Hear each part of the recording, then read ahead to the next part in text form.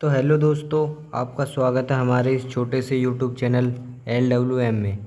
तो आज का हमारा टॉपिक है वैद्युत बल व गुरुत्वाकर्षण बल में अंतर। तो आज हम वैद्युत बल व गुरुत्वाकर्षण बल में अंतर समझेंगे, आखिर ये होता क्या है। तो इसके लिए हमने यहाँ पर दो आवेश ले लिए हैं। इसके एक सिरे पर Q1, दूसरे सिरे पर Q2 आवेश है। आपको पता होगा कि दो आवेशों के बीच वैद्युत बल कार्य करता है, ये हमने यहाँ पर लिख दिया है। आप ऐसे ही हेडिंग को करके लिखिएगा। ये पहला पॉइंट है, दो आवेशों के बीच वैद्युत बल कार्य करता है। आपको पता होगा कि ये दो आवेश हैं, इनके बल कौन कार्य करेगा? वैद्युत बल। ये दो द्रव्यमान की वस्तुएं जिनके बीच की दूरी r है। तो दो द्रव्यमानों के बीच गुरुत्वाकर्षण बल कार्य करता है। दो द्रव्यमानों के बीच कौन सा बल कार्य करता है? दो द्रव्यमानों की वस्तु के बीच कार्य करता है गुरुत्वाकर्षण बल।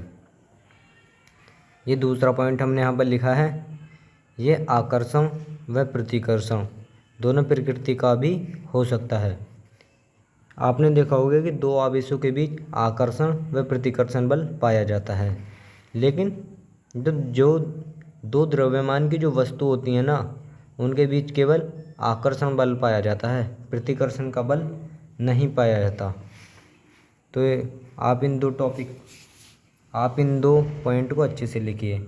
हमारा तीसरा पॉइंट क्या हो जाएगा कि जो Fe मतलब F जो होता है ना, वो समानुपाती होता है Q1 इंटू Q2 बटे R स्क्वायर के। हमारा जो F वैद्युत बल होता है ना, वो दोनों आवेशों के अनुक्रमानुपाती व उनके बीच की दूरी के वर्ग के व्यतिक्रमानुपाती होता है। तो ये हमने यहाँ पर लिख लिया है। तो F बराबर हो जाता है हमारा यहाँ पर K Q1 इंटू Q2 बटे R स्क्वायर। तो ये हमारा वैद्युत बल का सूत्र है। ये हमारा वैद्युत बल का सूत्र है। और K का मान,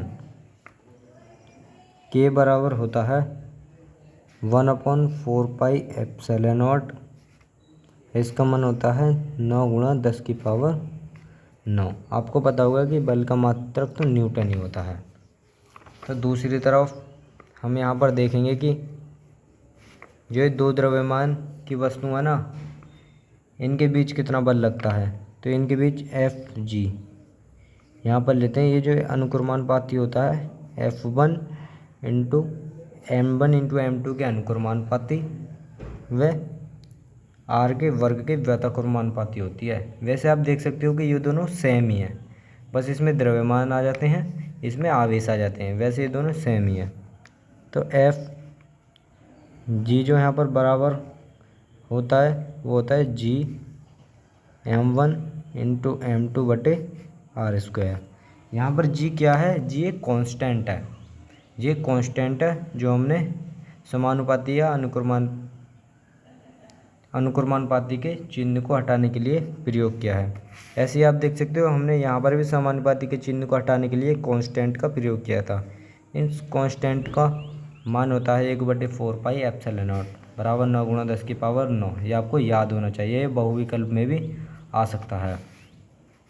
तो आप यहाँ पर देखेंगे Fg बराबर Gm1 इंटू M2 बटे R स्क्वायर। ये बल होता है, एक गुरुत्वाकर्षण बल होता है।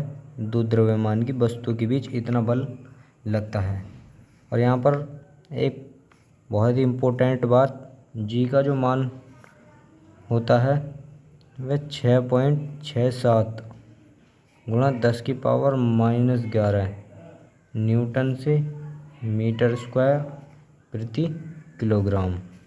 ये इसका मान है दोस्तों। इतना ज़्यादा इम्पोर्टेंट है कि 12th के बाद भी आता है। 12th के बाद आप पेपर में देखोगे तो ये आपको मिलेगा ही मिलेगा। और यहाँ पर G क्या है? हमारा G जो है ना, G को हम कहते हैं गुरुत्वाकर्षण नियतांक। G को हम गुरुत्वाकर्षण नियतांक के नाम से भी जानते हैं। तो ये हमारे गुरुत्वाकर्षण बल व वैद्युत बल में अंतर स्पष्ट हो गया है। हम आपको एक बार पढ़वा देते हैं। आप यहाँ से स्टार्ट करिए। दो आवेशों के बीच वैद्युत बल कार्य करता है, ये हमने आपको समझा दिया है। ये आकर्षण व प्रतिकर्षण दोनों प्रकृति का भी हो सकता है। जो वैद्युत बल होता है वह Q1 इंटू Q2/r² के समानुपाती होता है। ये इसका हमने यहाँ पर सूत्र लिखवा दिया है, आप इसका स्क्रीनशॉट भी ले सकते हो। और आप यहाँ से स्टार्ट करिए। दो द्रव्यमानों के बीच गुरुत्वाकर्षण बल कार्य करता है।